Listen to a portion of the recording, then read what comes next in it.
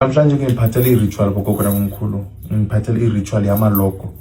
Na i-ritual yamaloko makhehla amadala mawufuna ukubamba umuntu wakho ukuthi ahlale afocus kuwe only.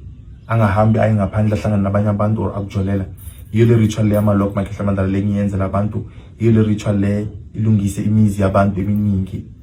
Yiyo le ritual makhehla amadala mawufuna umuntu wakho ukuthi ahlale still afocus on you only.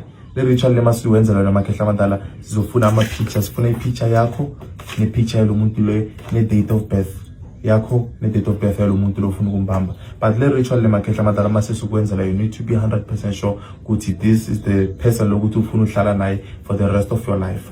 Mase sikwenza le ritual le, you need to be 100% sure ukuthi lo muntu lo ufuna uhlala naye for the rest of your life.